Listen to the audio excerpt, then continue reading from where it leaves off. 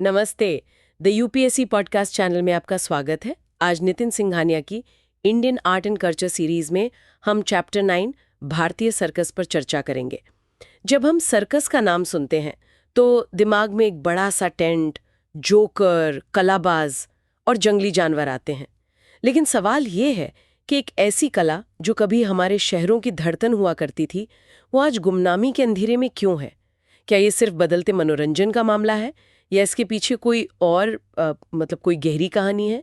आज के हमारे सोर्सेज हमें इसी कहानी की जड़ों तक ले जाएंगे। तो सबसे पहले ये कहानी शुरू कहाँ से होती है? इंडियन सर्कस का पेशेंट जीरो कौन था?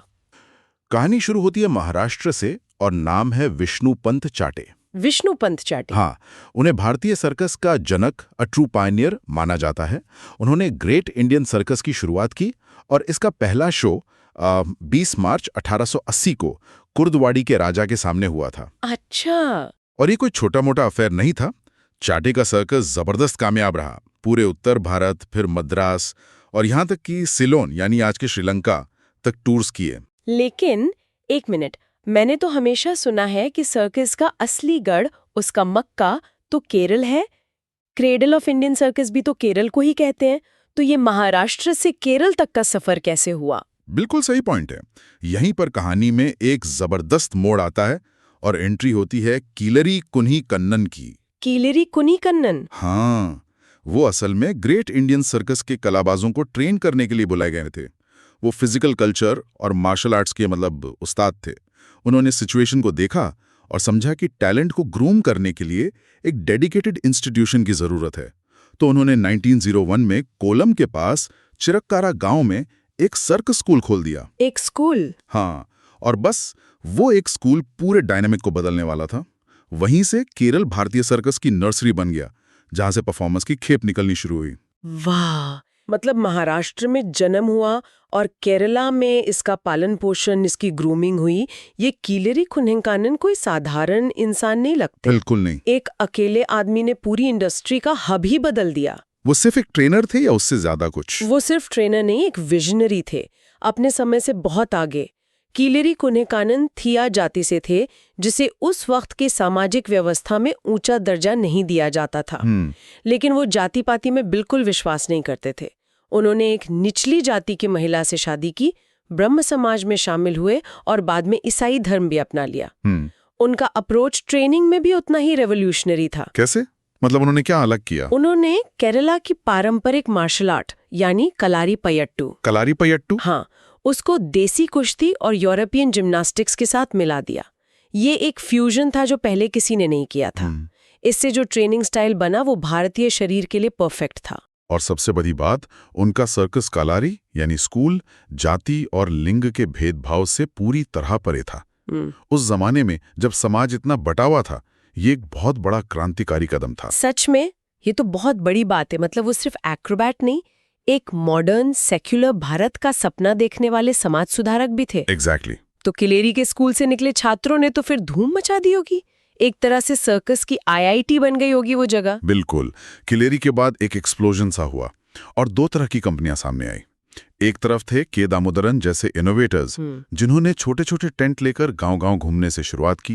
लेकिन फिर एक दिन भारत को बल्कि पूरे एशिया को उसका पहला giant American style 3 ring circus दिया। 3 रिंग सर्कस? मतलब एक ही टेंट में एक ही समय पर 3 अलग अलग करतब चल रहे हैं। हाँ बिल्कुल।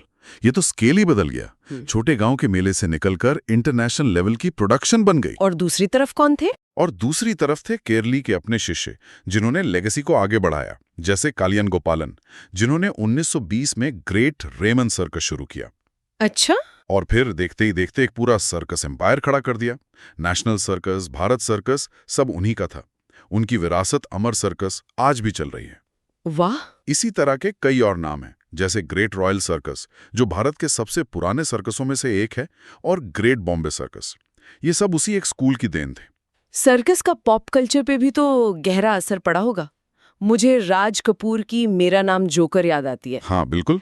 क्या कोई एक सर्कस था जो उस दौर में इतना बड़ा बन गया था कि वो फिल्मों का भारत का चेहरा बन गया? आपने बिल्कुल सही नब्ज पकड़ी है। वो था जेमिनी सर्कस। 1951 में मूर्खुत वंगाकंडी शंकरन ने इसे शुरू किया था। मूर्खुत वंगाकंडी शंकर? शंकरन खुद ट्रेन्ड एरियलिस्ट थे, मतलब हवा में करतब करने वाले कलाकार। जेमिनी सर्कस बहुत प्रोग्रेसिव था, मॉडर्न था। 1964 में ये यूएसएसआर में इंटरनेशनल सर्कस फेस्टिवल में हिस्सा लेने वाला पहला भारतीय सर्कस बना। पहला भारतीय सर्कस? जी। और हाँ, मेरा नाम जोकर जैसी कई फिल्मों की शूटिंग इसी सर्कस में हुई थी, जिसने इसे घर घर में मशहूर कर दिया। और आज के दौर में अगर किसी को सर्कस देखना हो तो सबसे बड़ा नाम कौन सा है? आज के दौर में शायद सबसे बड़ा नाम जंबो सर्कस का होगा, जिसे द प्राइड ऑफ इंडिया भी कहते हैं। अच्छा। इसे भी एमबी शंकरन ने ही 1977 में शुरू किया था। इसमें जानवरों का एक बहुत बड़ा मेनाजरी हुआ करता था, एक तरह का चलता फिरता चिड़ियाघर। इसके अलावा 1991 में पीटी दिलीप का रैम्बो सर्कस भी है, जो 4 पुराने सर्कसों को मिलाकर बना था, और इसने भी काफी नाम कमाया है। तो एक तरफ तो ये बड़े बड़े नाम और कंपनियां खड़ी हो रही थी, लेकिन इन शानदार टेंटों के अंदर की दुनिया कैसी थी? उन कलाकारों की जिंदगी कैसी थी जिनके दम पर ये सब चल रहा था? मुझे शक है कि उनकी कहानी इतनी ग्लैमरस नहीं होगी। ग्लैमर से बहुत दूर। जंबोज एंड जंपिंग डेविल्स किताब इस पर बहुत गहरी रोशनी डालती है। ट्रेनिंग अक्सर 6-7 साल की उम्र में शुरू हो जाती थी। 6-7 साल? हाँ, इसे बोनलेस फोल्डिंग कहते थे। मकसद होता था शरीर को इतना लचीला बना देना जैसे उसमें हड्डियां ही ना हो। ये सालों की बहुत ही कठिन, दर्दनाक मेहनत होती थी। 6-7 साल? ये तो सीधे सीधे चाइल्ड लेबर का मामला है। लेकिन सर्कस मालिकों का तर्क भी तो कुछ हद तक ये रहा होगा कि एक्रोबैटिक्स के लिए शरीर को बचपन से ही ढालना पड़ता है। बिल्कुल, जैसे जिम्नास्टिक्स या बैले में होता है। क्या इस कला को बचाने और बच्चों के अधिकारों के बीच कोई संतुलन नहीं बनाया जा सकता था? ये बहस आज तक चलती है। सरकार ने पहले 14 साल से कम उम्र के बच्चों पर रोक लगाई, मामला रुका नहीं। बचपन बचाओ आंदोलन की याचिका पर 2011 में सुप्रीम कोर्ट ने इस उम्र सीमा को 18 साल कर दिया। 18 साल? हाँ, सर्कस वालों का तर्क हमेशा यही रहा कि 18 साल की उम्र में शरीर सख्त हो जाता है, वो फ्लेक्सिबिलिटी नहीं आ सकती। लेकिन दूसरी तरफ बच्चों के शोषण, दुर्व्यवहार, पढ़ाई से दूर रखने और एक बेहद खतरनाक माहौल में रखने के गंभीर आरोप थे। सच शायद कहीं बीच में था, लेकिन संतुलन कभी बन नहीं पाया। ये भी एक वजह हो सकती है कि सर्कस में परफॉर्मर डायनेस्टीज क्यों नहीं बन पाई, जैसे संगीत या कला के दूसरे क्षेत्रों में होता है। कोई अपने बच्चे को जानबूझकर इस दुनिया में नहीं भेजना चाहता होगा। बिल्कुल, इसे समाज के हाशिए पर पड़े लोगों का पेशा माना जाता था। हमारे सोर्सेज बताते हैं कि इसे सोसाइटीज लेफ्टओवर्स के लिए एक रिफ्यूज, एक पनागाह के तौर पर देखा जाता था। मतलब? जो लोग कहीं और फिट नहीं हो पाते थे, जिन्हें समाज स्वीकार नहीं करता था, सर्कस उन्हें अपना लेता था। ये उसकी सबसे बड़ी खूबी भी थी और शायद सबसे बड़ी कमजोरी भी। इसमें महिला कलाकारों की क्या भूमिका थी? मैंने सोर्सेज में सुशीला सुंदारी का जिक्र पढ़ा। वो बाघों के साथ परफॉर्म करती थी। ये तो आज भी सोचना मुश्किल है। हाँ, उनकी कहानी क्या थी? सुशीला सुंदारी ग्रेट बंगाल सर्कस की स्टार थी और उनकी कहानी सर्कस में महिलाओं की जटिल स्थिति को दर्शाती है। वो शायद उन महिलाओं में से थीं जो समाज द्वारा त्यागी गई थीं, हो सकता है विधवा हों या घर से निकाल दी गई हों। अच्छा। सर्कस ने उन्हें एक पहचान दी, एक सुपर वुमन की इमेज दी। मंच पर वो देवी की तरह थीं, खूंखार बाघों को काबू में करती थीं। लोग उन्हें पूछते थे। तो ये तो एम्पावरमेंट हुआ। हाँ, लेकिन ये एक डबल एज सॉर्ड थी। इस एम्पावरमेंट के साथ एक्सप्लॉयटेशन भी जुड़ा था। उनकी पूरी जिंदगी पर उनके पुरुष मेंटर का कंट्रोल था। ओह। एक बार उन्होंने हिम्मत करके एक यूरोपियन एम्प्रेसारियो के साथ भागने की कोशिश की, लेकिन वहां धोखा मिलने पर उन्हें वापस सर्कस में ही लौटना पड़ा। तो वो मंच पर एक शेरनी थी, लेकिन मंच के पीछे उनकी जिंदगी बेहद संघर्ष भरी और परतंत्र थी। बिल्कुल, ये सर्कस का एक स्याह सच है। ये जो शारीरिक शक्ति और हिम्मत दिखाने की बात है, ये सिर्फ मनोरंजन से ज्यादा कुछ महसूस होती है, खासकर प्री इंडिपेंडेंस इंडिया के कॉन्टेक्स्ट में। क्या सर्कस ने राष्ट्रवाद में भी कोई भूमिका निभाई? एक बहुत बड़ी भूमिका निभाई। बंगाल में स्वदेशी सर्कस एक आंदोलन की तरह उभरा।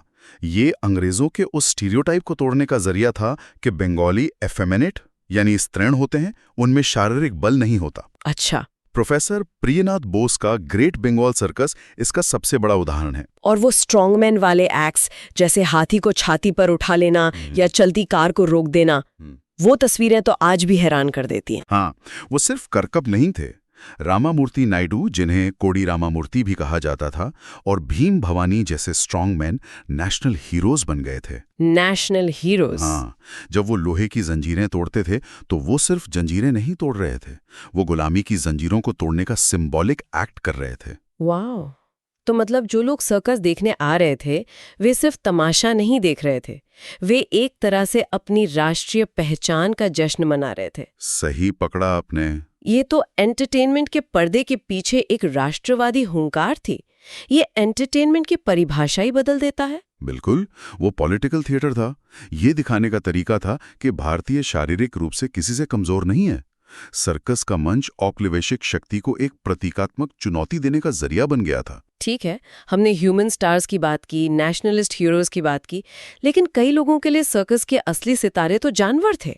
बिल्कुल। उनके बिना सर्कस की कल्पना भी नहीं की जा सकती थी। उनकी भूमिका और ट्रेनिंग के बारे में सोर्सेस क्या बताते हैं? जानवर शुरू से ही सर्कस का एक अभिन्न अंग थे।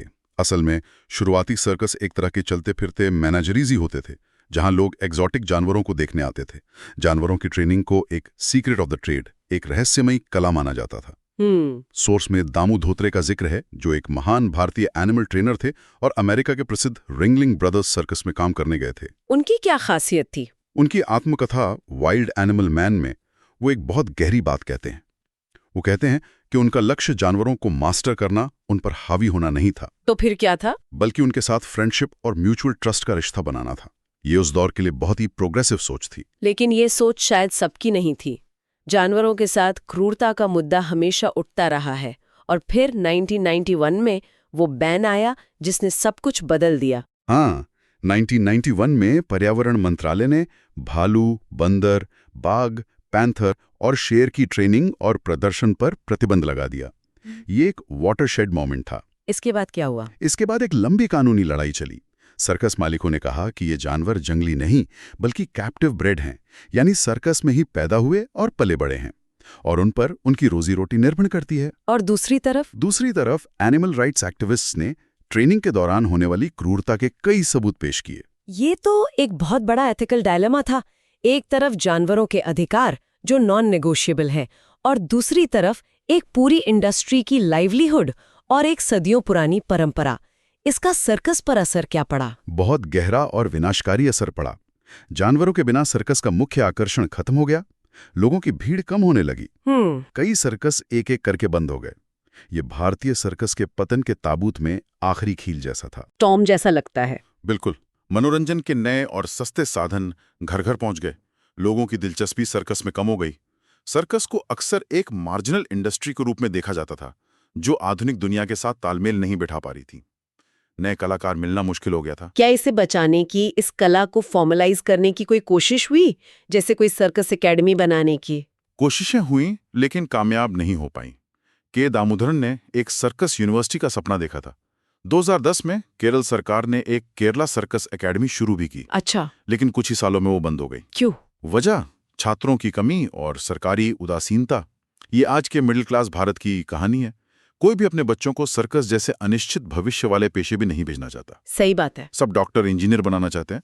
उस कला के लिए सोशल सिक्योरिटी नेट कहाँ है? तो क्या ये मान लें कि भारतीय सर्कस का भविष्य अंधकार में है? क्या ये कला खत्म हो जाएगी? पारंपरिक सर्कस जैसा हम जानते हैं वो जरूर मुश्किल में है, लेकिन उम्मीद की किरण भी है। दुनिया भर में नूवो सिर्क या कंटेम्पररी सर्कस का चलन बढ़ा है। अच्छा, वो क्या होता है? इसमें कहानी, ड्रामा, संगीत और इंसानी कलाबाजी पर जोर होता है, जानवरों पर नहीं। अच्छा। सर्क दू सोले इसका सबसे बड़ा उदाहरण है। ये एक तरह से सर्कस का आर्टिस्टिक एवोल्यूशन है। शायद भारतीय सर्कस को भी खुद को इसी तरह रीइन्वेंट करने की जरूरत है, अपनी जड़ों से प्रेरणा लेकर कुछ नया बनाने की। तो ये थी भारतीय सर्कस की कहानी, शौर्य, कला, राष्ट्रवाद, संघर्ष और बदलाव की। एक ऐसी दुनिया जो कभी हमारे शहरों की पहचान हुआ करती थी और आज अपने अस्तित्व के लिए लड़ रही है। ये कहानी हमें सिर्फ मनोरंजन के इतिहास के बारे में नहीं, बल्कि हमारे समाज, हमारी आकांक्षाओं और हमारे अंतर विरोधों के बारे में भी बहुत कुछ बताती है। शारीरिक शक्ति से राष्ट्रवाद को परिभाषित करने से लेकर जानवरों और बच्चों के अधिकारों पर बहस तक, सर्कस के टेंट के नीचे समाज के कई अहम मुद्दों पर बहस हुई है। बिल्कुल। चलिए आगे बढ़ते हैं। ठीक है, अब किलेरी कुन्हिकन्नन पर चर्चा करते हैं। ये नाम सुनते ही मतलब ऐसा लगता है जैसे हम भारतीय सर्कस के इतिहास की बिल्कुल जड़ में जा रहे हैं। बिल्कुल। इन्हें the father of Indian circus कहा जाता है और ये कोई छोटा मोटा टाइटल नहीं है। नहीं, बिल्कुल नहीं। और इनकी कहानी शुरू होती है एक बहुत ही दिलचस्प और शायद हम कह सकते हैं किस्मत की मुलाकात से। हाँ, विष्णुपंत क्षत्रिय के साथ उनकी मुलाकात। सोर्स बताता है कि क्षत्रिय, जो खुद एक सर्कस के मालिक थे, वो मालाबार कोस्ट के टेलीचेरी शहर में अपने टूर पर थे। ग्रैंड इंडियन सर्कस के साथ। और वहीं उनकी मुलाकात होती है किलेरी कुन्हीकन्नन से। पर यहाँ एक बात है जो मुझे हमेशा से थोड़ी अजीब लगी है। एक सर्कस का मालिक एक मार्शल आर्ट टीचर से क्यों मिलेगा? मतलब दोनों की दुनिया तो बिल्कुल ही अलग है ना? यही तो इस कहानी का सबसे दिलचस्प पहलू है। किलेरी कुन्हीकन्नन का सर्कस से दूर दूर तक कोई लेना देना नहीं था। वो एंटरटेनमेंट इंडस्ट्री से थे ही नहीं। अच्छा। वो तो एक सम्मानित मार्शल आर्ट और जिम्नास्टिक टीचर थे। मतलब कलारी पट्टू जैसी प्राचीन कला के गुरु। उनका काम था शरीर को साधना, उसे एक डिसिप्लिन की तरह देखना। मनोरंजन के लिए नहीं? नहीं, भीड़ के मनोरंजन या तमाशे के लिए तो बिल्कुल नहीं। तो फिर क्षत्रिय ने उनमें ऐसा क्या देखा? मुझे तो ये कनेक्शन ही समझ नहीं आ रहा। देखिए, क्षत्रिय की नजरें बहुत पारखी थी। उन्होंने जब कुन्हीकन्नन के स्टूडेंट्स को ट्रेनिंग करते देखा होगा, उनकी फुर्ती, उनकी फ्लेक्सिबिलिटी, वो हवा में कलाबाजियां, तो उन्हें सर्कस का भविष्य नजर आ गया। अच्छा। उन्होंने देखा कि जो डिसिप्लिन, जो कोर स्ट्रेंथ मार्शल आर्ट्स के लिए चाहिए, वही तो एक वर्ल्ड क्लास एक्रोबैट का फाउंडेशन है। सही बात है। ये सिर्फ करतब नहीं थे, ये ट्रेन्ड बॉडीज थीं जो कुछ भी कर सकती थीं। कमाल है। मतलब एक पारंपरिक गुरु को सर्कस के लिए टैलेंट खोजने और ट्रेन करने के लिए मना लिया गया। ये तो ऐसा हो गया जैसे किसी अखाड़े के गुरु से कहा जाए कि आप ओलंपिक के लिए जिम्नास्ट तैयार कीजिए। बिल्कुल। और ये एक बहुत बड़ा कल्चरल शिफ्ट था। क्षत्रिय को उन्हें कन्विंस करना पड़ा, उन्हें ये समझाना पड़ा कि ये कला का अपमान नहीं बल्कि उसका एक नया रूप है। एक ऐसा रूप जो इन नौजवानों को रोजगार दे सकता है, उन्हें दुनिया घुमा सकता है। और क्षत्रिय ने उन्हें सिर्फ एक आइडिया नहीं, एक पूरा विजन दिया। और यहीं से आप कह सकती हैं भारत में सर्कस की एक नई क्रांति की नींव रखी गई। और कुन्हीकन्नन मान गए। फिर 1901 में उन्होंने टेलीचेरी के पास चिरक्कारा में एक सर्कस स्कूल खोला। सोर्स इस जगह को सर्कस क्रांति का केंद्र कहता है, मतलब epicentre of the circus revolution. Epicentre बहुत पावरफुल शब्द है। बहुत ज्यादा। जैसे भूकंप का केंद्र होता है ना, जहां से ऊर्जा निकलकर चारों तरफ फैलती है। बिल्कुल। और ये सिर्फ एक स्कूल नहीं था, ये एक पूरा इकोसिस्टम था।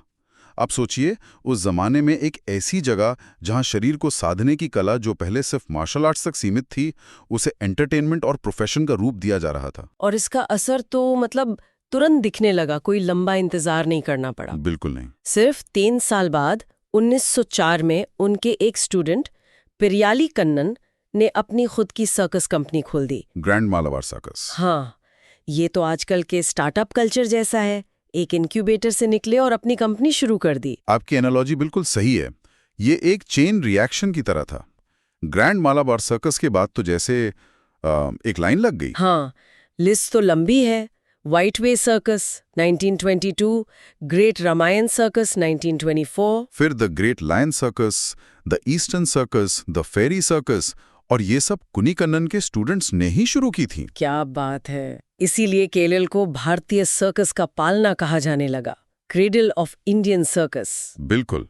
एक राज्य, एक शहर और एक व्यक्ति पूरे देश में एक नई इंडस्ट्री की पहचान बन गया। ये कोई छोटी बात तो नहीं है। बिल्कुल भी नहीं।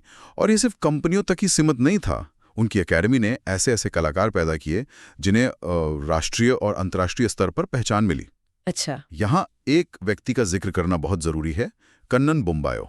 कन्नन बोम्बायो, नाम में ही एक शोमैन वाली बात है ना? ऐसा लगता है जैसे स्टेज के लिए ही बना हो। वो एक रोप डांसर थे जो 1910 में कुन्हीकन्नन की एकेडमी से ग्रेजुएट हुए। मैं तो सोच रही हूँ उस वक्त रस्सी पर चलना सीखना बहुत मुश्किल रहा होगा। आज भी जब हम किसी को ऐसा करते देखते हैं तो सांसें थम जाती हैं। और वो सिर्फ भारत में ही नहीं रुके। सोर्स के मुताबिक उन्होंने बाद में कई यूरोपियन और अमेरिकन सर्कस कंपनियों के लिए परफॉर्म किया। अब इस बात को जरा इसके हिस्टोरिकल कॉन्टेक्स्ट में देखिए। हाँ, ये जरूरी है। ये 20वीं सदी की शुरुआत है। भारत पर ब्रिटिश हुकूमत है। ऐसे में एक भारतीय कलाकार का यूरोप और अमेरिका जाकर अपनी कला का लोहा मनवाना, ये बहुत बड़ी बात थी। ये तो एक तरह का स्टेटमेंट था। मतलब ये तो वही बात हुई कि आज कोई IIT से निकलकर गूगल या माइक्रोसॉफ्ट में टॉप पोजीशन पर पहुंच जाए। एग्जैक्टली। कन्नन बोम्बायो उस दौर के ग्लोबल इंडियन टैलेंट थे। उन्होंने ये साबित कर दिया कि किलेरी कुनिक्कन्नन की ट्रेनिंग का जो स्टैंडर्ड था वो किसी भी इंटरनेशनल स्टैंडर्ड से कम नहीं था। बिल्कुल, वो ग्लोबल लेवल का टैलेंट तैयार कर रहे थे। ये एक तरह से भारत की सॉफ्ट पावर का प्रदर्शन था। जब अंग्रेज हमें बैकवर्ड कह रहे थे, उसी समय भारत का एक कलाकार उनकी अपनी जमीन पर जाकर उनके अपने दर्शकों के सामने तालियां बटोर रहा था। हाँ, ये दिखाता है कि कला की कोई भाषा, कोई सीमा नहीं होती। सही बात है। 1939 में कुनिक्कन्नन का निधन हो गया। अक्सर ऐसे विजनरी लोगों के जाने के बाद उनका काम धीरे धीरे बिखर जाता है। क्या यहाँ भी ऐसा ही कुछ हुआ? नहीं, और यही कुनिक्कन्नन की विरासत की सबसे बड़ी ताकत है। कहानी वहां खत्म नहीं हुई। अच्छा। उनकी विरासत को उनके एक और स्टूडेंट M.K. रमन ने आगे बढ़ाया। ये हमारी गुरु शिष्य परंपरा का कितना बेहतरीन उदाहरण है ना? बिल्कुल है। पर उन्होंने ऐसा क्या किया? मतलब विरासत को आगे बढ़ाने से आपका क्या मतलब है? What's fascinating here is the institutionalization of that legacy. मतलब रमन ने ये सुनिश्चित किया कि ये ज्ञान सिर्फ एक व्यक्ति तक सीमित न रहे, ये एक इंस्टीट्यूशन बन जाए। उन्होंने उस मशाल को बुझने नहीं दिया। उन्होंने उस इकोसिस्टम को जिंदा रखा जो उनके गुरु ने बनाया था। उन्होंने कुनिक्कन्नन के काम को एक व्यक्ति की कला से एक स्थायी संस्थान में बदल दिया। और फिर सालों बाद सरकार ने भी इस विरासत को पहचाना। 2010 में केरल सरकार ने किलेरी कुनिक्कन्नन के सम्मान में थलासरी में एक सर्कस एकेडमी शुरू की। हाँ, जो टेलीचेरी का ही आधुनिक नाम है। लेकिन निधन की इतने सालों बाद, मतलब 1939 और 2010, ये तो बहुत लंबा गैप है। ये एक बहुत अच्छा सवाल है। ये गैप शायद भारत में सर्कस को लेकर बदलते नजरिए को दिखाता है। एक जमाना था जब सर्कस मनोरंजन का सबसे बड़ा जरिया था, लेकिन फिर सिनेमा आया, टीवी आया और सर्कस की चमक फीकी पड़ने लगी। हाँ, शायद इसे एक कला के रूप में मान्यता मिलने में वक्त लग गया। लेकिन 2010 में ये अकादमी खोलना इस बात को पुख्ता करता है कि देर से ही सही उनके योगदान की गहराई को पहचाना गया। और ये सम्मान इस बात को पुख्ता करता है कि उन्होंने सिर्फ कलाकार नहीं बनाए, उन्होंने एक पूरी इंडस्ट्री बनाई, हजारों लोगों के लिए रोजगार पैदा किया और भारत को दुनिया के सर्कस मैप पर एक पहचान दी। बिल्कुल सही। इसीलिए उन्हें भारतीय सर्कस का जनक कहना बिल्कुल सही है। उन्होंने सचमुच शून्य से एक पूरे क्षेत्र को जन्म दिया। वाकई, एक मार्शल आर्ट टीचर से फादर ऑफ इंडियन सर्कस बनने तक का उनका सफर कमाल का है। ये हमें सिखाता है कि कैसे एक व्यक्ति का विजन और समर्पण एक पूरे क्षेत्र का नक्शा ही बदल सकता है। चलिए आगे बढ़ते हैं। ठीक है, तो अब बात करते हैं भारत की प्रमुख सर्कस कंपनियों की। आज हम जब एंटरटेनमेंट की बात करते हैं तो हमारे दिमाग में नेटफ्लिक्स, प्राइम, मल्टीप्लेक्सेस ये सब आता है।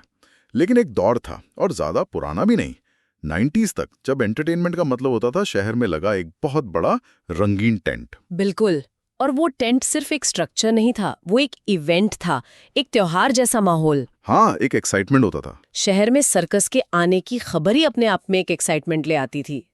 ये वो दुनिया थी जहां जादू आपकी आंखों के सामने होता था, किसी स्क्रीन पर नहीं। सही बात है। और पूरा परिवार, बच्चे, बूढ़े, सब एक साथ जाते थे। वो जो एक साथ हजारों लोगों की सांसें रुक जाती थीं जब कोई ट्रपीज आर्टिस्ट हवा में कलाबाजी करता था, वो कलेक्टिव एक्सपीरियंस आज मिलना बहुत मुश्किल है। तो इसी गोल्डन एरा की कुछ कहानियों में आज हम उतरेंगे। ये सिर्फ मनोरंजन नहीं था, ये एम्बिशन, इनोवेशन और कल्चरल डिप्लोमेसी की एक हैरान कर देने वाली दास्तान है। हाँ, एम्पायर्स थे अपने आप में। हम देखेंगे कि कैसे छोटे छोटे टेंट वाले शोज ने इतने बड़े एम्पायर्स खड़े कर दिए। तो चलिए इस कहानी की जड़ से शुरू करते हैं। थ्री रिंग सर्कस जो 1930s में शुरू हुआ, आज के पैमानों से बहुत मामूली था। बहुत ही मामूली। सिर्फ 2 पोल वाला एक छोटा सा टेंट। ये सोचना भी मुश्किल है कि इतने छोटे से सेटअप से एशिया का सबसे बड़ा सर्कस कैसे बन गया। ये स्केल का कॉन्ट्रास्ट ही इसकी कहानी को फैसिनेटिंग बनाता है। सोचिए, 2 पोल वाला टेंट, मतलब एक बहुत ही इंटीमेट सेटिंग। हाँ, मतलब कलाकार और ऑडियंस बिल्कुल आमने सामने। बिल्कुल। आज हम बड़े बड़े स्टेडियम शोज देखते हैं जहां परफॉर्मर आपसे मीलों दूर एक छोटी सी बिंदी जैसा लगता है। राइट। लेकिन वहां कलाकार और ऑडियंस के बीच शायद ज्यादा दूरी नहीं होती होगी। आप उनके चेहरे का पसीना देख सकते हैं, उनकी सांस फूलते हुए महसूस कर सकते हैं। वो एक बहुत ही रॉ, बहुत पर्सनल एक्सपीरियंस रहा होगा। और शायद यही पर्सनल टच था जो लोगों को खींचता था, क्योंकि ये छोटा सा सर्कस देखते देखते पूरे दक्षिण भारत में पॉपुलर हो गया। जमीन आसमान का फर्क है। 2 पोल से 6 पोल पर जाना, ये सिर्फ टेंट का साइज बढ़ाना नहीं है, ये एम्बिशन का साइज बढ़ाना है। और 3 रिंग्स? और 3 रिंग का मतलब समझिए, इसका मतलब है कि ऑडियंस के सामने एक साथ 3 अलग-अलग परफॉर्मेंस चल रही हैं। मतलब ध्यान कहाँ दें? एग्जैक्टली, इसे सेंसरी ओवरलोड कहते हैं। आपकी आंखें कहाँ-कहाँ देखेंगी? एक रिंग में हाथी क्रिकेट खेल रहा है, बीच वाली रिंग में ट्रपीज आर्टिस्ट हवा में है और तीसरी रिंग में जोकर लोगों को हंसा रहे हैं। वाओ! ये एक ऑर्गेनाइज्ड केओस है जिसे मैनेज करना बहुत मुश्किल है। ये दिखाता है कि के दामोदरन का विजन कितना बड़ा था। वो सिर्फ एक शो नहीं, एक स्पेक्टिकल बनाना चाहते थे। तो 3 रिंग सर्कस ने एम्बिशन का एक बेंचमार्क सेट कर दिया। लेकिन इनसे भी पहले एक ऐसी कंपनी थी जो ब्रिटिश राज के दौर से काम कर रही थी, ग्रेट रॉयल सर्कस। हाँ, इसकी शुरुआत 1909 में हुई थी।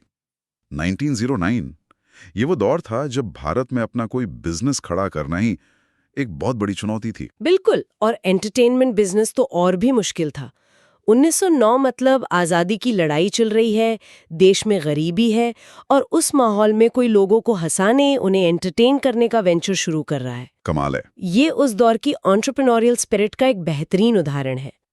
इसका असली नाम मधुस्कर सर्कस था, जो एक बहुत ही देसी, जमीन से जुड़ा हुआ नाम लगता है। हाँ, लेकिन बाद में इसे एनआर वालावलकर ने खरीद लिया और इसका नाम मधुस्कर सर्कस से बदलकर ग्रेट रॉयल सर्कस कर दिया। हाँ, ये सिर्फ एक नाम बदलना था या इसके पीछे कोई गहरी मार्केटिंग स्ट्रैटेजी थी? नहीं, ये 100% एक बहुत ही सोची समझी मार्केटिंग स्ट्रैटेजी थी। मधुस्कर सर्कस नाम में एक अपनापन है, लेकिन ग्रेट रॉयल सर्कस नाम में एक एस्पिरेशन है, एक भव्यता है। अच्छा। रॉयल शब्द जोड़ते ही आपने अपने प्रोडक्ट को प्रीमियम बना दिया। ये ऑडियंस को एक सिग्नल दे रहा था कि आप कोई मामूली तमाशा देखने नहीं आ रहे हैं, आप एक शाही अनुभव के लिए आ रहे हैं। इंटरेस्टिंग। ये उस जमाने की ब्रांड पोजीशनिंग का क्लासिक केस है। और ये ब्रांडिंग काम कर गई? ये सर्कस ना सिर्फ भारत में बल्कि अफ्रीका, मिडिल ईस्ट और साउथ ईस्ट एशिया तक गया। अरे वाह! उस जमाने में ये कितना बड़ा अचीवमेंट रहा होगा। आज के दौर में भी इंटरनेशनल टूर करना एक बहुत बड़ा लॉजिस्टिकल चैलेंज होता है। सही बात है। सोचिए, उस दौर में जब ट्रांसपोर्ट और कम्युनिकेशन इतने स्लो थे, तब एक पूरी की पूरी सर्कस मंडली को जहाजों में भरकर अफ्रीका ले जाना, ये अपने आप में एक फिल्म की कहानी है। बिल्कुल। ये लोग सिर्फ कलाकार नहीं थे, ये भारत के कल्चरल एम्बेसडर्स थे।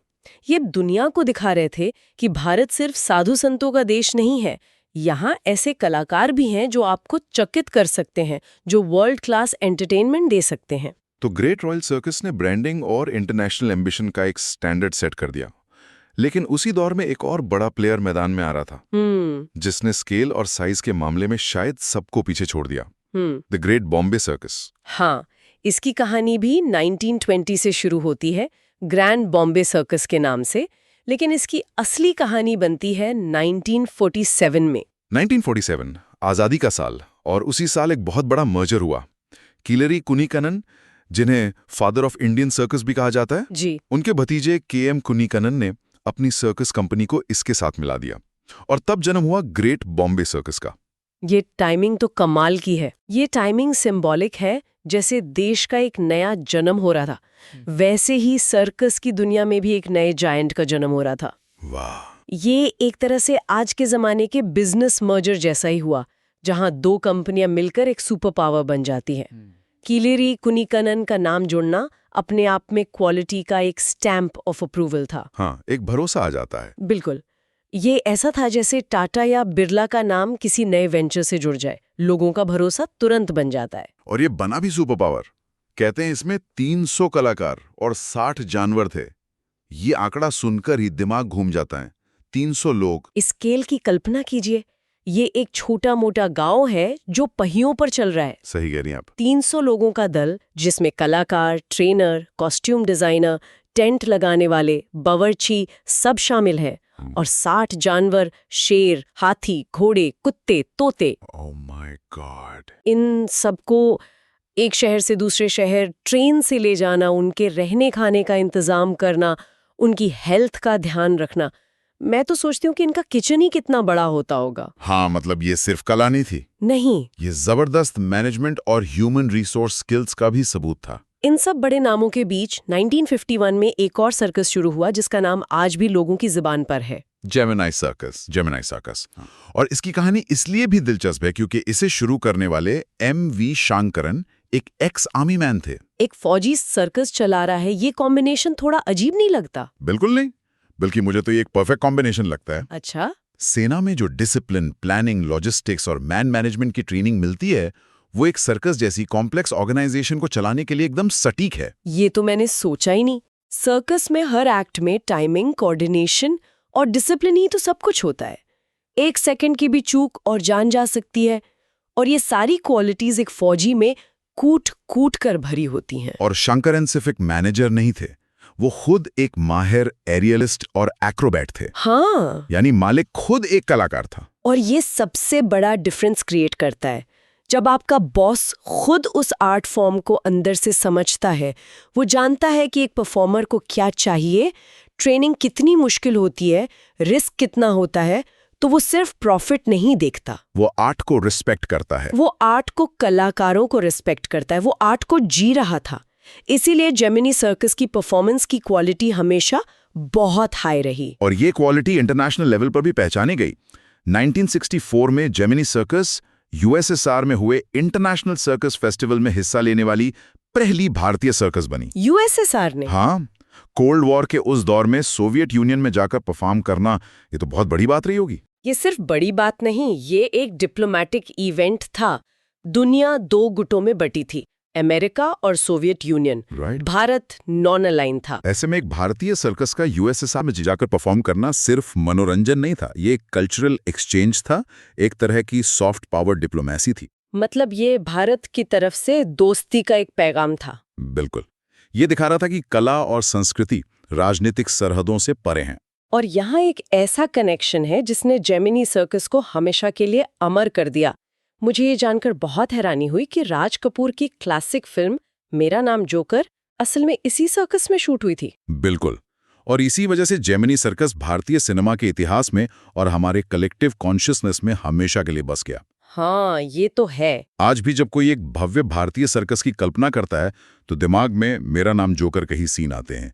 वो बड़ा सा टेंट, वो ट्रपीज आर्टिस्ट, वो जोकर का किरदार जो हंसाते हंसाते अपनी तकलीफें छुपाता है। सही बात है। उस फिल्म ने सर्कस की जिंदगी, उसकी खुशियां, उसके दुख, सबको पर्दे पर उतार दिया था। इसने जेमिनी सर्कस को एक हाउसहोल्ड नेम बना दिया। तो जेमिनी सर्कस एक कल्चरल आइकॉन बन गया। लेकिन 70s के आखिर तक दुनिया बदल रही थी। टेलीविजन घरों में आ रहा था। हाँ, कंपटीशन बढ़ रहा था। ऐसे में एक नया सर्कस लॉन्च करना कितना मुश्किल रहा होगा। पर 1977 में जंबो सर्कस की शुरुआत हुई। यहाँ आधुनिक समय शब्द पर ध्यान देना जरूरी है। 1977 तक भारत में टेलीविजन पैर पसार रहा था। मनोरंजन अब आपके लिविंग रूम में पहुंच गया था। तो चैलेंज और बड़ा था। बिल्कुल, जंबो सर्कस का चैलेंज ज्यादा बड़ा था। उसे सिर्फ दूसरे सर्कस से नहीं, बल्कि इन नए एंटरटेनमेंट मीडियम से भी कम्पीट करना था। उसे लोगों को घर से बाहर निकलने के लिए एक बहुत बड़ा कारण देना था। और उन्होंने शायद इसका हल भी निकाल लिया। बाद में इसे भी शंकरन परिवार ने ही खरीद लिया। अच्छा, तो जेमिनी सर्कस वाले ही इसे चला रहे थे? हाँ, और इन्होंने एक नई स्ट्रैटेजी अपनाई, रशियन एक्रोबैट्स और कलाकारों को शामिल करना। ये एक बहुत ही स्मार्ट मूव था। ये इंडस्ट्री में कंसोलिडेशन को भी दिखाता है, जहां एक सफल परिवार दूसरे ब्रांड्स को भी अपने साथ जोड़ रहा था। राइट। और रशियन कलाकारों को शामिल करना ऑडियंस को खींचने का एक बड़ा ड्रॉ था। रशियन सर्कस आर्ट्स और जिम्नास्टिक्स दुनिया भर में बेस्ट माने जाते हैं। तो ये क्वालिटी का एक मार्क बन गया था। बिल्कुल, कि देखो हमारे सर्कस में तो विदेशी कलाकार भी हैं। ये एक तरह से सर्कस को इंटरनेशनल और प्रीमियम फील देने का तरीका था। हमने इन बड़ी बड़ी कंपनियों, इन एम्पायर्स की बात की, लेकिन इन एम्पायर्स को बनाने वाले तो कलाकार थे। हाँ, ह्यूमन स्टोरीज। इनके पीछे की ह्यूमन स्टोरीज क्या थीं? ऐसी ही एक कहानी है दामू धोत्रे की। ये नाम शायद आज बहुत लोग ना जानते हो, लेकिन ये भारतीय सर्कस के पहले ग्लोबल सुपरस्टार थे। और उनकी कहानी किसी फिल्म की स्क्रिप्ट से कम नहीं है, एक सच्ची रैग्स टू रिचेस स्टोरी। बिल्कुल। 1902 में पुणे के एक गरीब परिवार में जन्म हुआ और करियर शुरू किया एक सर्कस में एक सहायक के तौर पर। सोचिए, एक लड़का जो शायद सर्कस में झाड़ू लगाने या छोटे मोटे काम करने आया था, वो अपनी मेहनत और टैलेंट के दम पर उसी इंडस्ट्री के शिखर तक पहुंच गया। और सिर्फ भारत में नहीं, उनका करियर ग्राफ तो हैरान करने वाला है। वो फ्रांस गए बर्ट्रम मिल सर्कस के साथ और फिर पहुंचे दुनिया के सबसे मशहूर सर्कस में, रिंगलिंग ब्रदर्स। हाँ, अमेरिका के Ringling Brothers and Barnum and Bailey circus, जिनका show the greatest show on earth कहलाता था। एक भारतीय कलाकार का दुनिया के सबसे बड़े शो का हिस्सा बनना, ये आज के जमाने में किसी छोटे शहर के एक्टर के हॉलीवुड जाकर ऑस्कर जीतने जैसा है। वाओ, क्या एनालॉजी है। सोचिए, उस दौर में पुणे के एक लड़के का फ्रांस जाना और फिर अमेरिका के सबसे बड़े सर्कस का स्टार बन जाना, ये एक असाधारण उपलब्धि थी। उन्होंने सारी हदें तोड़ दी थीं। वो एक ग्लोबल इंडियन स्टार थे, शायद हमारे पहले ग्लोबल एंटरटेनर्स में से एक। उन्हें वहां वाइल्ड एनिमल मैन का खिताब मिला था। जंगली जानवरों के साथ परफॉर्म करना, इसमें तो जान का खतरा भी होता होगा। बिल्कुल। ये खिताब उनकी हिम्मत और उनकी स्किल दोनों को दिखाता है।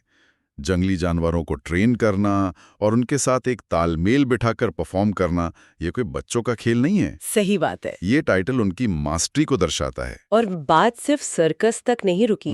उन्होंने दूसरे विश्व युद्ध के दौरान 1943 से 1946 तक अमेरिकी सेना में भी काम किया और बाद में उन्हें अमेरिकी नागरिकता भी मिल गई। मतलब वो पूरी तरह से वहां बस गए थे। हाँ, ये बताता है कि वो उस समाज में कितने गहरे तक जुड़ चुके थे। लेकिन कहानी का अंत बहुत ही दिलचस्प है। 40 साल सर्कस में काम करने के बाद, द ग्रेटेस्ट शो ऑन अर्थ का हिस्सा बनने के बाद वो वापस पुणे लौट आए। पूरी दुनिया जीतने के बाद वापस अपनी जड़ों की ओर लौटना, हाँ। ये एक बहुत ही मार्मिक अंत है। शायद वो अपनी जिंदगी के आखिरी साल अपनी मिट्टी में अपने लोगों के बीच बिताना चाहते थे। उनकी कहानी ये भी बताती है कि भारतीय सर्कस के इकोसिस्टम में कितना टैलेंट था, जिसे अगर सही मौका मिलता तो वो दुनिया के किसी भी मंच पर चमक सकता था। तो कुल मिलाकर ये सर्कस कंपनियां सिर्फ मनोरंजन की जगह नहीं थीं, ये अपने आप में कल्चरल इंस्टीट्यूशंस थीं। बड़े बड़े मूविंग एम्पायर्स थे। बिल्कुल। और दामुदिया जैसे बेमिसाल कलाकारों के लिए लॉन्च पैड थे। ये भारत की जिंदगी के एक खास दौर को रिप्रेजेंट करते हैं। एक ऐसा दौर जब आश्चर्य और जादू के लिए लोग एक साथ एक टेंट के नीचे इकट्ठा होते थे। एक कम्युनिटी एक्सपीरियंस था। हाँ, जब कम्युनिटी एंटरटेनमेंट का मतलब एक साथ बैठकर कुछ लाइव महसूस करना था, अपने फोन की स्क्रीन पर अकेले नहीं। जेमिनाई, जंबो, ग्रेट बॉम्बे, हर नाम के पीछे सफलता, संघर्ष और हजारों लोगों की यादों की एक पूरी दुनिया है। चलिए आगे बढ़ते हैं। ठीक है, अब हम सर्कस पर चर्चा करेंगे। एक मार्जिनल इंडस्ट्री। शुरुआत में सर्कस की दुनिया में जो एक जबरदस्त गिरावट आई, उसके आंकड़ों पर बात करते हैं। सोचिए, 1990 में भारत में लगभग 300 सर्कस हुआ करते थे। 300? ये बहुत बड़ा नंबर है। बहुत बड़ा। मुझे तो आज भी याद है, बचपन में शहर में जब सर्कस आता था तो एक अलग ही माहौल बन जाता था। वो रंगीन पोस्टर, वो बड़े बड़े तंबू, और ये खबर कि हाथी, घोड़े और शेर शहर में आ गए हैं। हाँ, एक रोमांच था। लेकिन 2017 तक आते आते ये संख्या 300 से घटकर सिर्फ 30 रह गई। सिर्फ 30? मतलब 90% इंडस्ट्री, पूरी की पूरी एक दुनिया हमारी आंखों के सामने ही गायब हो गई। और ये कोई एक दिन की बात नहीं है। नहीं, ये तो बिल्कुल नहीं लगता। ये हुआ कैसे? नहीं, ये दशकों तक चली एक धीमी प्रक्रिया थी। और जैसा आपने कहा, ये किसी एक वजह से नहीं हुआ। ये कई चीजों का, कई मुसीबतों का एक साथ आना था। समाज बदल रहा था, कानून बदल रहे थे और लोगों के मनोरंजन का तरीका वो भी बदल रहा था। तो एक तरह का परफेक्ट स्टॉर्म था ये। बिल्कुल। भारतीय सर्कस के लिए ये एक परफेक्ट स्टॉर्म जैसा था, जिसने पूरी इंडस्ट्री को किनारे पर धकेल दिया। एक के बाद एक झटके लगे और वो संभाल ही नहीं पाए। हम एक एक करके इन कारणों की गहराई में जाएंगे कि कैसे ये पूरी कला हाशिए पर चली गई। तो चलिए इसी को खोलते हैं। सोर्स में जो सबसे पहली और थोड़ी अजीब बात सामने आती है वो ये है कि भारतीय सर्कस कंपनियां अपने हुनर को, अपने काम करने के तरीके को एक गार्डेड सीक्रेट की तरह रखती थीं। हाँ, मतलब सब कुछ बहुत छिपाकर, एक राज की तरह। हाँ, और यही मुझे लगता है उनकी सबसे बड़ी दिक्कतों में से एक बना। इस राजदारी का नतीजा ये हुआ कि ये पूरा बिजनेस एक हेरिडिटरी अफेयर बन गया। मतलब पीढ़ी दर पीढ़ी चलने वाला एक बंद पारिवारिक धंधा। बिल्कुल। सर्कस के मालिक का बेटा ही अगला मालिक बनेगा, करतब दिखाने वाले का बच्चा ही अगला कलाकार बनेगा। बाहर के किसी व्यक्ति के लिए, चाहे वो कितना भी काबिल क्यों ना हो, इस दुनिया में घुसना, कुछ सीखना या अपना करियर बनाना लगभग नामुमकिन था। लेकिन क्या ये एक तरह से, मतलब क्या ये गलत था? हर बिजनेस अपने ट्रेड सीक्रेट्स बचाता है। जैसे कोका कोला अपनी रेसिपी किसी को नहीं बताता, या कोई मशहूर रेस्टोरेंट अपने मसालों का फॉर्मूला छिपा कर रखता है। तो सर्कस वालों ने अगर अपना हुनर छिपा कर रखा तो इसमें अजीब क्या था? शायद उन्हें डर था कि अगर सब कुछ सिखा दिया तो उनकी अपनी अहमियत कम हो जाएगी। सवाल बहुत अच्छा है और यहीं पर सारा फर्क है। कोका कोला एक प्रोडक्ट बेच रहा है, सर्कस एक पूरी इंडस्ट्री है, एक आर्ट फॉर्म है। जब आप एक पूरी इंडस्ट्री को बंद दरवाजों के पीछे चलाते हैं तो आप नए विचारों और नए हुनर को आने से रोक देते हैं। अच्छा। सोचिए 90 के दशक में कोई नौजवान है जिसने बिजनेस मैनेजमेंट की पढ़ाई की है, उसे मॉडर्न मार्केटिंग, ब्रांडिंग, लॉजिस्टिक्स की समझ है। वो शायद सर्कस को एक पुराने तमाशे से निकालकर एक प्रोफेशनल एंटरटेनमेंट कंपनी बना सकता था। हाँ बिल्कुल। लेकिन वो इस इंडस्ट्री में कैसे आता? उसे अंदर आने का रास्ता ही नहीं पता था। और अगर पता चल भी जाता तो शायद उसे अपनाया नहीं जाता। बिल्कुल, उसे शक की नज़र से देखा जाता। ये सूट बूट वाला हमारे धंधे के बारे में क्या जानेगा? वो एक कल्चर क्लैश होता जो शायद उस नौजवान को टिकने ही नहीं देता। नतीजा ये हुआ कि मैनेजमेंट वही पुराने ढर्रे पर चलता रहा। हमारे बाप दादा जैसे टेंट लगाते थे, हम भी वैसे ही लगाएंगे। टिकट बेचने का तरीका वही पुराना काउंटर, प्रमोशन का तरीका वही शहर में पोस्टर चिपका दो और रिक्शे पर लाउडस्पीकर से अनाउंसमेंट करवा दो। जब दुनिया बदल रही थी, इवेंट मैनेजमेंट एक प्रोफेशन बन रहा था, ऑनलाइन टिकटिंग आ रही थी, सोशल मीडिया मार्केटिंग शुरू हो रही थी, तब भारतीय सर्कस उसी पुरानी दुनिया में फंसा रह गया। जब आप बाहर से ताज़ी हवा नहीं आने देते तो इनोवेशन रुक जाता है, आप बासी हो जाते हैं। तो एक तरफ मैनेजमेंट की प्रॉब्लम थी जो बाहर से किसी को आने नहीं दे रही थी, और दूसरी तरफ जो लोग अंदर थे, क्या उनकी अगली पीढ़ी तैयार हो पा रही थी? क्योंकि सोर्स में टैलेंट की कमी का भी जिक्र है। और ये सीधे तौर पर उसी बंद दरवाजे वाली मानसिकता से जुड़ा है। सर्कस वालों का हमेशा से ये मानना रहा है कि कलाबाजी यानी एक्रोबैटिक्स बचपन से ही सिखानी पड़ती है। हाँ, कि शरीर लचीला होता है। हाँ, उनका तर्क है कि जब शरीर लचीला होता है, हड्डियां नरम होती हैं, तभी आप वो मुश्किल करतब सीख सकते हैं, शरीर को उस तरह से ढाल सकते हैं। और यहीं पर 2011 में सुप्रीम कोर्ट का वो ऐतिहासिक फैसला आया, जिसमें 14 साल से कम उम्र के बच्चों को किसी भी तरह के काम पर रखने पर पूरी तरह से पाबंदी लगा दी गई। बिल्कुल। और बाल अधिकारों के लिहाज से ये बहुत ही जरूरी और सही कदम था। बच्चों की जगह स्कूल में है, काम पर नहीं। इसमें तो कोई दो राय नहीं है। कोई दो राय नहीं है। एक समाज के तौर पर ये हमारी जिम्मेदारी है। लेकिन सर्कस इंडस्ट्री, जिसका पूरा टैलेंट पोल, जिसकी पूरी सप्लाई लाइन इसी पर टिकी थी, उसके लिए एक बहुत बड़ा झटका था। उनकी नर्सरी बंद हो गई। हाँ, अचानक से जो उनकी नर्सरी थी जहां से नए कलाकार तैयार होते थे, वो रातों रात बंद हो गई। उनके पास नए कलाकार मिलना ही बंद हो गए। पर क्या उन्होंने इसका कोई तोड़ निकालने की कोशिश नहीं की? क्या सरकार से किसी खास छूट या एक रेगुलेटेड ट्रेनिंग प्रोग्राम के लिए अपील नहीं की, जैसे स्पोर्ट्स में होता है जहां बच्चे छोटी उम्र से ट्रेनिंग लेते हैं, लेकिन वो एक सुरक्षित और रेगुलेटेड माहौल में होता है? उन्होंने अपीलें की, लेकिन वो इंडस्ट्री इतनी अनऑर्गेनाइज थी और उनकी आवाज इतनी कमजोर थी कि उसे सुना नहीं गया।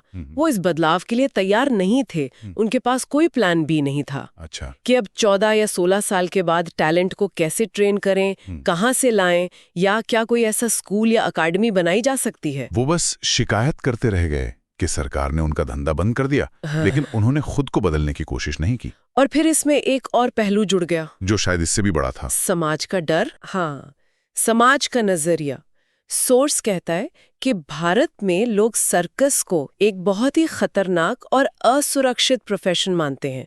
कोई भी माता पिता, खासकर मिडिल क्लास, अपने बच्चे को सर्कस में भेजने से डरते हैं। ये तो है। हम अपने घरों में ही देख लें, हर कोई चाहता है कि बच्चा डॉक्टर बने, इंजीनियर बने, लॉयर बने। अगर बच्चा थोड़ा आर्टिस्टिक है तो चलो सिंगर बन जाए, डांसर बन जाए, एक्टर बन जाए। हाँ। लेकिन सर्कस आर्टिस्ट, ये तो हमारे सपनों के दायरे से कोसों दूर है। सही बात है। ये तो ऐसा है कि अगर कोई बच्चा कहे कि पापा मुझे ट्रिपीज आर्टिस्ट बनना है, तो पापा शायद उसे फिजिक्स की ट्यूशन में डाल देंगे ताकि वो ग्रेविटी को बेहतर समझ सके, पर सर्कस में नहीं भेजेंगे। बिल्कुल। ये सोचा जाता है कि इसमें कोई इज्जत नहीं है, कोई भविष्य नहीं है, कोई सिक्योरिटी नहीं है। और यही एक बहुत बड़ा फर्क है। इसी वजह से, जैसा सोर्स में बताया गया है, भारत में पश्चिम की तरह सर्कस कलाकारों की डायनेस्टीज या घराने नहीं बन पाए। अच्छा। सम्मानजनक कला है, एक विरासत है जो पीढ़ियां गर्व से आगे बढ़ाती हैं। वहाँ बाकायदा सर्कस स्कूल हैं, यूनिवर्सिटी है, जहाँ आप डिग्री ले सकते हैं। लेकिन हमारे यहाँ इसे हमेशा एक मजबूरी का काम, या समाज के हाशिए पर मौजूद लोगों का प्रोफेशन माना गया। हाँ, ये जो सोशल स्टिग्मा है, ये एक बहुत बड़ी दीवार है। परिवार वाले सोचते हैं इसमें कोई सिक्योरिटी नहीं है, कल को करतब दिखाते हुए चोट लग गई तो क्या होगा, कौन देखेगा, कोई पेंशन नहीं, कोई प्रोविडेंट फंड नहीं। तो एक तरफ कानूनी बदलाव ने बच्चों को आने से रोका और दूसरी तरफ सामाजिक सोच ने बड़े हो चुके युवाओं को आने नहीं दिया। टैलेंट का जो कुआं था वो दोनों तरफ से सूखने लगा। तो मैनेजमेंट पुराना, टैलेंट की कमी, और अब उस चीज पर आते हैं जो शायद सर्कस की सबसे बड़ी पहचान थी। मुझे अपने बचपन की जो सबसे साफ याद है वो है अंधेरे में रिंग मास्टर की आवाज और फिर दहाड़ते हुए शेर का पिंजरे में आना। वो डर और रोमांच का मिलाजुला एहसास। शो के असली सुपरस्टार तो जानवर ही थे। बिल्कुल, शेर का आग के गोले से कूदना, हाथियों का क्रिकेट खेलना या एक पैर पर खड़ा होना, भालू का मोटरसाइकिल चलाना, हाँ, यही सर्कस का मुख्य आकर्षण था। और फिर आया 1997 का साल, जब भारत सरकार ने मनोरंजन के लिए जंगली जानवरों के इस्तेमाल पर प्रतिबंध लगा दिया। इसमें शेर, बाघ, भालू, बंदर, पैंथर जैसे जानवरों को शामिल किया गया। जानवरों के अधिकारों के लिहाज से ये एक और ऐतिहासिक फैसला था। बहुत ही प्रगतिशील कदम था। पूरी दुनिया में ये बहस चल रही थी कि जानवरों को ट्रेनिंग के नाम पर टॉर्चर किया जाता है, उन्हें छोटे पिंजरों में रखा जाता है। उस नजरिए से ये बिल्कुल सही था। लेकिन सर्कस के बिजनेस के लिए तो एक कयामत जैसा रहा होगा। कयामत ही थी। रातों रात उनका सबसे बड़ा अट्रैक्शन, उनका शो स्टॉपर ही गायब हो गया। अरे ये तो वैसी बात हो गई कि आप एक बहुत बड़ी मार्वल फिल्म बना रहे हैं और रिलीज से एक हफ्ते पहले सरकार कह दे कि आप फिल्म में आयरन मैन, कैप्टन अमेरिका और थॉर को नहीं दिखा सकते। हाँ, बिल्कुल। अब आप सिर्फ साइड एक्टर्स के साथ फिल्म रिलीज कीजिए, कौन देखने आएगा? आपने बिल्कुल सही नस पकड़ी है। एक पूरे जॉनरा की परफॉर्मेंस ही खत्म हो गई। वो जो एक हैरत, एक डर और एक भव्यता का एलिमेंट था वो चला गया। एक इंसान कितनी भी अच्छी कलाबाजी कर ले, लेकिन वो एक दहाड़ते हुए बाघ की जगह नहीं ले सकता जो आग के गोले से कूद रहा हो। वो जो एक विसरल फीलिंग थी, मतलब एक ऐसी अनुभूति जो आपके दिमाग से नहीं, सीधे आपके अंदर से, आपके दिल की धड़कन से आती है, वो जानवरों वाला खतरा, वो असली डर और रोमांच, वो खत्म हो गया। और भारतीय सर्कस कंपनियां इस खालीपन को भर नहीं पाई। उन्होंने कोशिश नहीं की या कर नहीं पाई। मुझे लगता है दोनों। वो उस शौक से उभर ही नहीं पाए। उनकी सारी कहानी, सारी मार्केटिंग हमेशा से जानवरों के इर्द गिर्द घूमती थी। पोस्टरों पर हमेशा शेर या हाथी की तस्वीर होती थी। सही बात है। जब वो स्टार ही चला गया तो उन्हें पूरी कहानी ही बदलनी पड़ती, और वो नई कहानी लिखना उन्हें आया नहीं।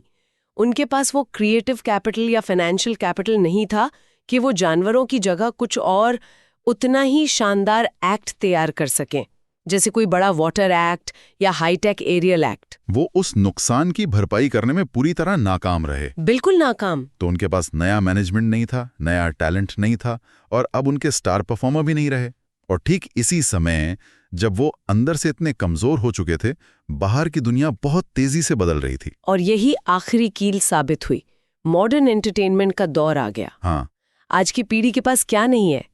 24 घंटे चलने वाले टीवी चैनल है, यूट्यूब है, नेटफ्लिक्स है, वर्ल्ड क्लास स्पोर्ट्स है, फोन पर, टीवी पर इतना कुछ देखने को है जो हाई डेफिनेशन में है, बेहतरीन साउंड के साथ है। बिल्कुल।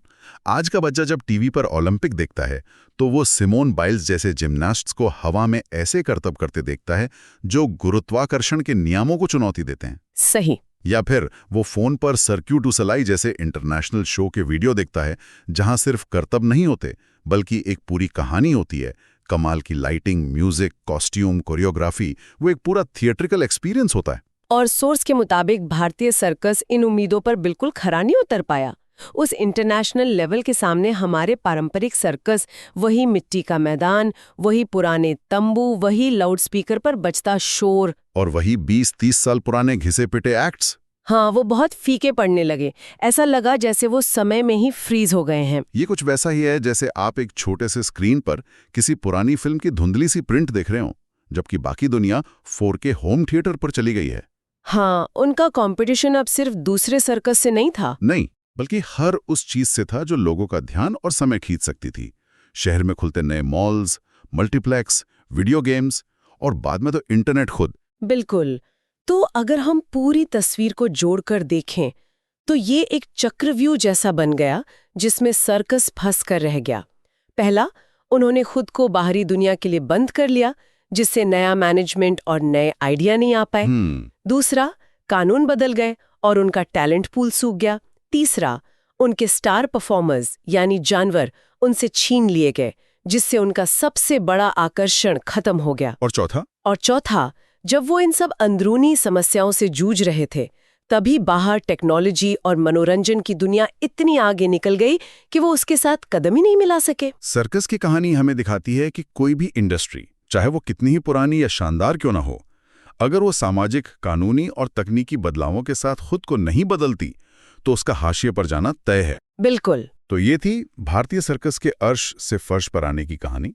समाज, कानून, टेक्नोलॉजी और कुछ हद तक उनकी अपनी गलतियां और बदलने को तैयार न होना, इन सब ने मिलकर एक पूरी इंडस्ट्री को, एक पूरी कला को लगभग खत्म कर दिया। बिल्कुल।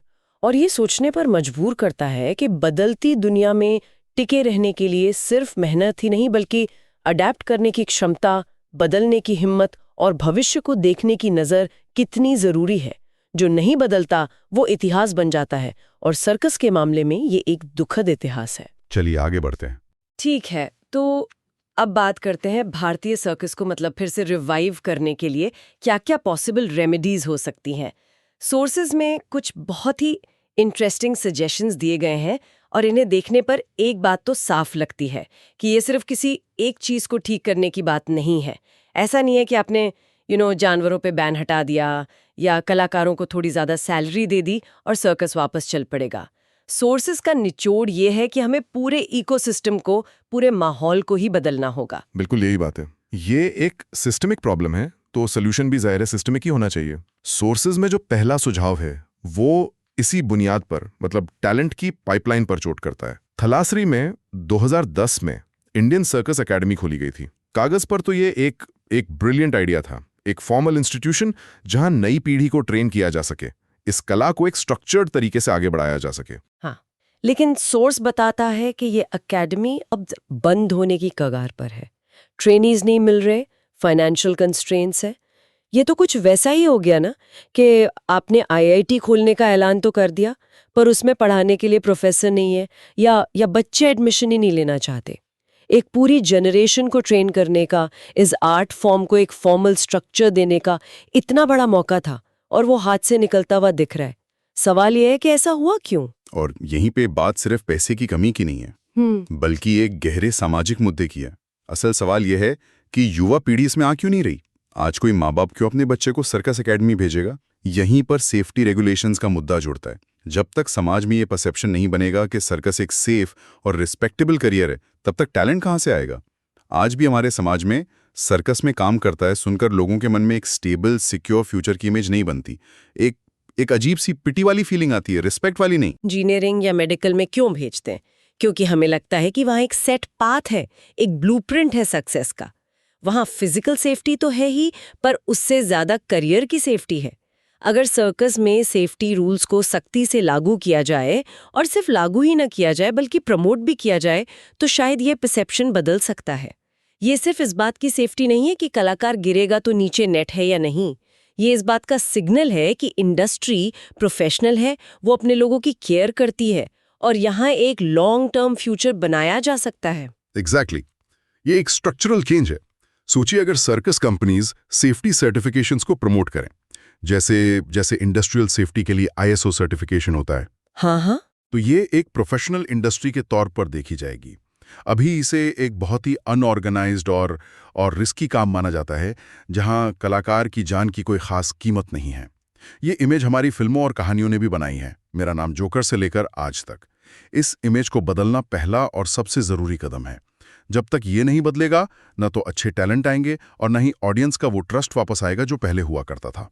तो एक तरफ तो इंडस्ट्री की नींव यानी सेफ्टी और टैलेंट पाइपलाइन को ठीक करना है, लेकिन इस नींव पर एक ऐसी इमारत भी तो खड़ी करनी होगी जो आज की ऑडियंस को अट्रैक्ट करे। जी। यहीं पर सोर्सेज का दूसरा आइडिया बहुत इंटरेस्टिंग हो जाता है। सर्कस को भारत की दूसरी डाइंग आर्ट्स, मतलब जो कलाएं खत्म हो रही हैं, उन्हें प्रमोट करने का एक मंच बनाया जाए। ये तो एक तीर से दो निशाने वाली बात हो गई। यहाँ सबसे दिलचस्प बात यह है कि सर्कस अपने आप में एक मेल्टिंग पॉट है। इसकी नेचर ही मल्टीडिसिप्लिनरी है।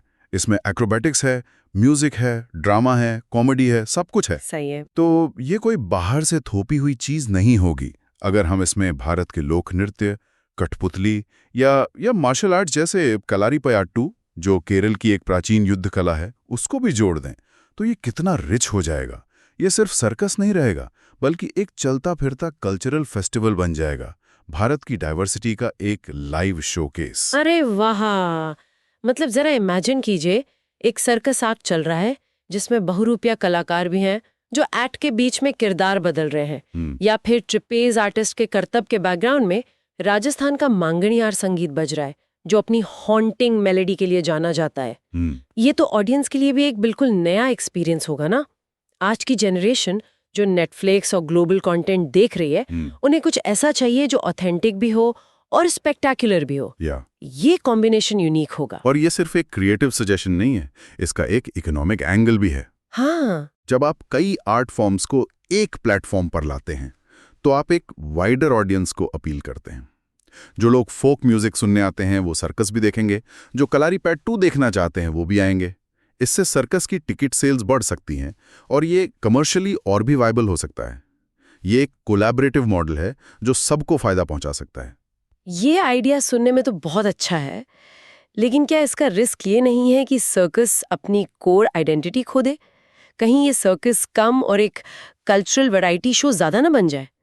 वो जोकर और ट्रेपीज वाली जो क्लासिक सर्कस की फीलिंग है, वो कहीं डाइल्यूट ना हो जाए?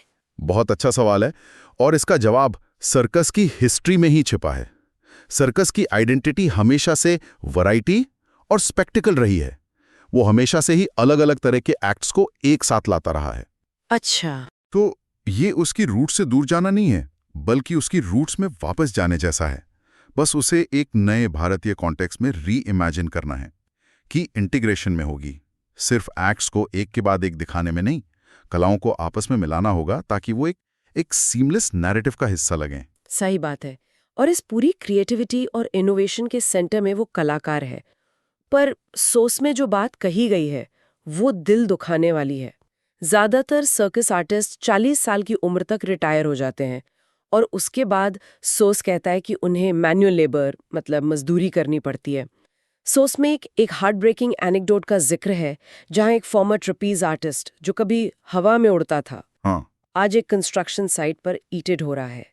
ये एक सिंगल स्टोरी इस पूरी इंडस्ट्री की ट्रेजेडी को बयां करती है। चाहे वो सर्कस कलाकार हों या कोई और गिग वर्कर।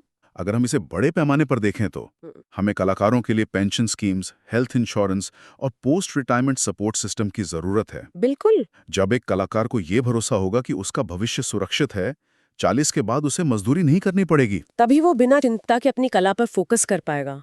वो अपने बच्चों को भी इस फील्ड में लाने से नहीं डरेगा। ये उस विशेष साइकिल को तोड़ने जैसा है जिसकी बात हम सेफ्टी के टाइम कर रहे थे। और ये सिर्फ कलाकारों के लिए नहीं, सर्कस कंपनीज के लिए भी जरूरी है, राइट?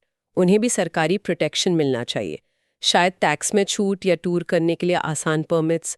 आजकल एक शहर से दूसरे शहर जाने में, ग्राउंड बुक करने में, लोकल परमिशंस लेने में ही कंपनीज का दम निकल जाता है। एक ब्यूरोक्रेटिक नाइटमेयर है पूरा प्रोसेस। अगर सरकार इसे कल्चरल एक्टिविटी मानकर सपोर्ट करे तो ये बर्डन कम हो सकता है। ये एक पूरी इंडस्ट्री को बचाने की बात है, सिर्फ कुछ कलाकारों को नहीं। बिल्कुल, ये एक इकोसिस्टम अप्रोच है। आप सिर्फ पौधे को पानी नहीं दे सकते, आपको मिट्टी को भी उपजाऊ बनाना होगा। यहाँ पर कलाकार पौधा है और सर्कस कंपनी वो मिट्टी है। अगर कंपनी ही फाइनेंशियली स्टेबल नहीं होगी तो वो अपने कलाकारों को सोशल सिक्योरिटी कैसे देगी? तो गवर्नमेंट सपोर्ट दोनों लेवल्स पर चाहिए, इंडिविजुअल आर्टिस्ट के लिए भी और पूरी इंडस्ट्री के स्ट्रक्चर के लिए भी। और इसी इकोसिस्टम को बदलने के लिए शायद सबसे बड़ा a truly foundational shift sources में सजेस्ट किया गया है। अभी circus department of sports and youth affairs के अंडर आता है। सोर्स का सजेशन है कि इसे मिनिस्ट्री ऑफ कल्चर के अंडर लाया जाए। ये सुनने में एक छोटा सा ब्यूरोक्रेटिक चेंज लगता है, पर इसकी इम्प्लीकेशंस बहुत बड़े हैं। ये सिर्फ एक फाइल को एक दफ्तर से दूसरे दफ्तर ले जाने की बात नहीं है, ये पूरे पर्सपेक्टिव को बदलने की बात है। और ये एक बहुत जरूरी सवाल खड़ा करता है, हम सर्कस को देखते कैसे हैं? एक खेल के रूप में या एक कला के रूप में? जब हम इसे स्पोर्ट कहते हैं तो फोकस कंपटीशन, फिजिकल फिटनेस और मेडल्स पर चला जाता है। हमारी पूरी स्ट्रैटेजी एथलेटिक परफॉर्मेंस को इंप्रूव करने पर होती है। हाँ। लेकिन सर्कस सिर्फ फिजिकल फीट नहीं है, उसमें स्टोरी टेलिंग है, म्यूजिक है, कॉस्ट्यूम डिजाइन है, कॉमेडी है, एक पूरा एस्थेटिक एक्सपीरियंस है। जब हम इसे कल्चर या आर्ट फॉर्म कहते हैं तो फोकस इसकी हेरिटेज, एक्सप्रेशन, स्टोरी टेलिंग और एस्थेटिक वैल्यू पर आता है। अच्छा, तो इसका मतलब ये हुआ कि मिनिस्ट्री ऑफ कल्चर में जाने से सिर्फ फंडिंग नहीं बदलेगी, बल्कि समाज का सर्कस को देखने का पूरा नजरिया ही बदल सकता है। It's a perception shift at the highest level. संगीत नाटक अकेडमी जैसी संस्थाएं शायद इसे सपोर्ट करने के लिए आगे आएं। इसे नेशनल फेस्टिवल्स में शामिल किया जा सकता है।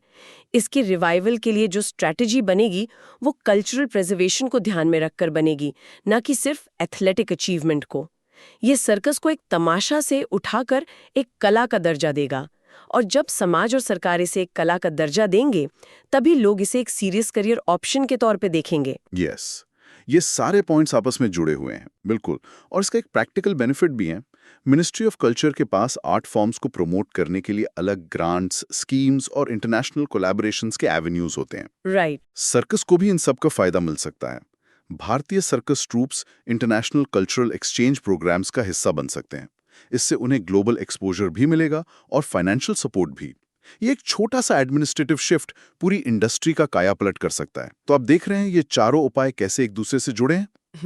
बेहतर सेफ्टी और ट्रेनिंग से टैलेंट आएगा, इनोवेटिव कल्चरल इंटीग्रेशन से ऑडियंस आएगी, सोशल सिक्योरिटी से कलाकार टिके रहेंगे, और कल्चरल मिनिस्ट्री के अंडर आने से इंडस्ट्री को सम्मान और सपोर्ट मिलेगा। ये एक होलिस्टिक अप्रोच है। Okay, so we hope you liked our today's discussion on Chapter 9 Indian Circus of Indian Art and Culture by Nitin Singhania.